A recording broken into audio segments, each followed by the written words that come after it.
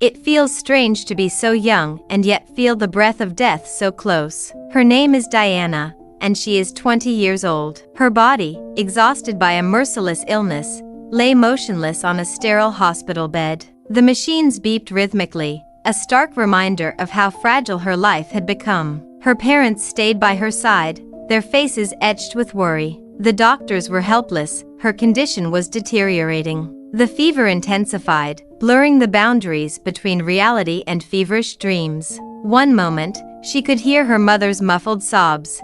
The next, she was plunged into a whirlpool of pain and disoriented thoughts. Then, suddenly, the sound of the machines disappeared. She was enveloped by an inexplicable sense of peace. It felt like freedom. Opening her eyes, she saw her lifeless body lying on the bed. Her parents cried out in despair, their voices distant and muffled. In the corner of the room, a faint light caught her attention. It grew brighter, pulling her in like a moth to a flame. As she moved toward the light, she felt an overwhelming sense of tranquility. Fear and pain dissolved, leaving only peace, an unearthly peace she had never known before. The light wrapped around her like a warm embrace, tender and protective, like a mother's care. Within it, she felt utterly safe. She became aware of a presence beside her. It wasn't a frightening figure, but an embodiment of pure love and compassion. Though she couldn't see a face, she instinctively knew she was in the presence of something divine.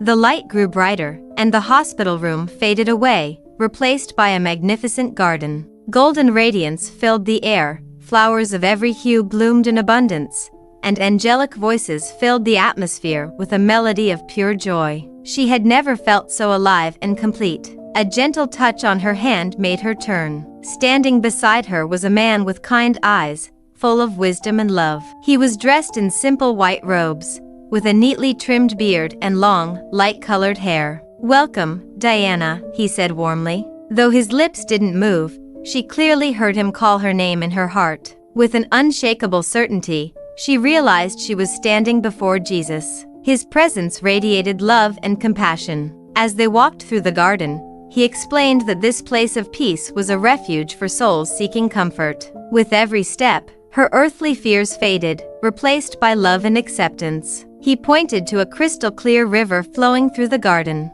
Its waters sparkled, reflecting the golden light. People bathed in the river and emerged healed, their faces glowing with joy. "This is the river of life," Jesus said. "Its waters heal not only the body but also the soul." She felt as though she had finally found her home, a place where love, healing, and eternal peace reigned. "This river," Jesus continued, "flows from the throne of God. It nourishes all living things, bringing life and healing wherever it touches. True life, eternal life, doesn't come from our bodies, but from our connection to the divine." They continued walking, and the garden around them began to transform. Lush greenery gave way to streets paved with shining stones that glimmered like sunlight on water. Majestic buildings made of precious gemstones rose around them, as if they had been crafted by eternity itself. This was not just a city, but something far grander. "This is the New Jerusalem," Jesus explained, his voice filled with reverence. "The city of God, where His glory shines eternally." The city was alive, but it wasn't the kind of life she had known on earth. There was no hunger, no pain, no sorrow. The inhabitants, surrounded by light, radiated joy and contentment beyond words. From a high vantage point, they looked out over the city. Its splendor was mesmerizing, but in her soul, she felt a shadow of sadness.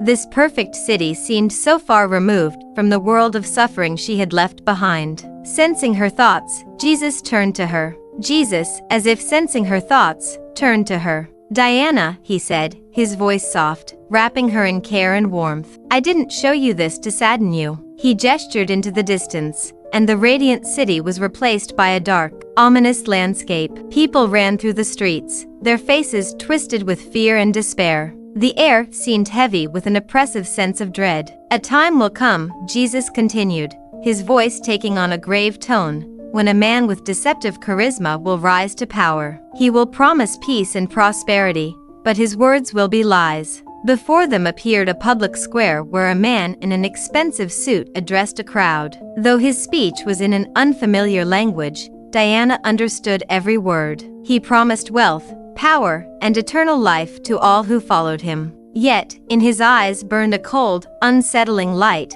almost inhuman, sending chills through her. The man raised his hand, revealing a device resembling a chip emanating a sinister, unnatural glow. People, as if hypnotized, lined up to receive the mark. Each person who accepted it seemed to lose their inner light, as if their souls were enveloped in darkness. "This is the mark of the beast," Jesus explained, sorrow heavy in his voice. "It is a symbol of allegiance to the one who opposes God. Those who take it will become his slaves, losing their freedom and their souls." Diana watched as those who refused the mark were brutally punished. Yet even in their suffering, their faces reflected strength and unwavering faith, their eyes fixed on the heavens. "The path of truth and faith is not easy, Diana," Jesus said with compassion. "But those who endure to the end will receive the crown of life in my Father's kingdom." A conflict stirred within her. Part of her longed to stay in this perfect world of love, light, and peace.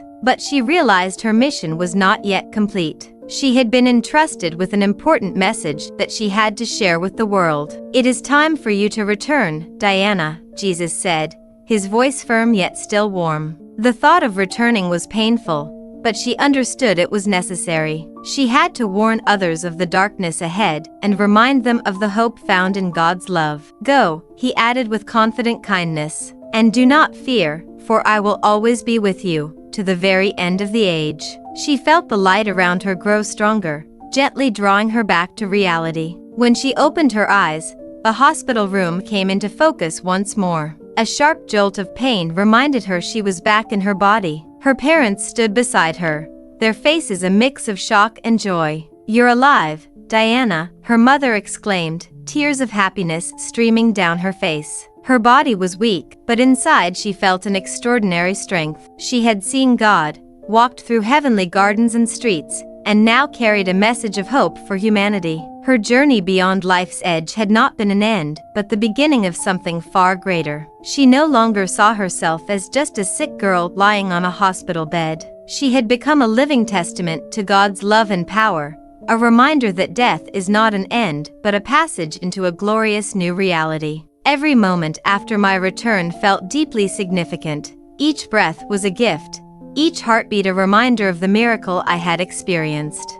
I was given a second chance at life, not for my sake alone, but to fulfill an important mission. At first, I struggled to understand how to convey the message I had been entrusted with. Life around me carried on as usual, unaware of the extraordinary event I had witnessed. But within me, a fire burned. I knew I couldn't keep this story to myself. It was meant to bring hope to those who needed it most. My parents, still in awe of my return, surrounded me with care and love. Their belief in miracles grew stronger, and together we reflected on everything that had happened. This wasn't just a difficult experience we had endured, it was a turning point, a chance to see life, love, and faith through a new lens. At first, I shared my story only with my family and close friends. Then it was neighbors, and eventually, even strangers who heard it by chance. Each time I told the story, I saw how it touched those who listened. Their expressions shifted from surprise to deep thought, and often to tears. I spoke about the light that brought me peace, the garden overflowing with harmony, and the words of Jesus that filled me with strength. But the heart of my story was the message of love and hope. I reminded people that even in the darkest moments of their lives, there is a light that can guide them forward. Slowly but surely, my body began to heal. Each day was a step toward a life rich with purpose. I discovered an inner strength I never knew I had, one that came from above, a divine gift meant to help me carry out my mission. I began to notice how deeply the world longed for light. Many seemed lost, weighed down by fear, pain, or doubt. I made it my purpose to remind them that darkness is never permanent. God is always near, and even the most hopeless situations can be the beginning of something new. Now, I don't just survive, I truly live. Each day brings more clarity about my purpose. My experience beyond the veil of life taught me one undeniable truth: God's love is boundless,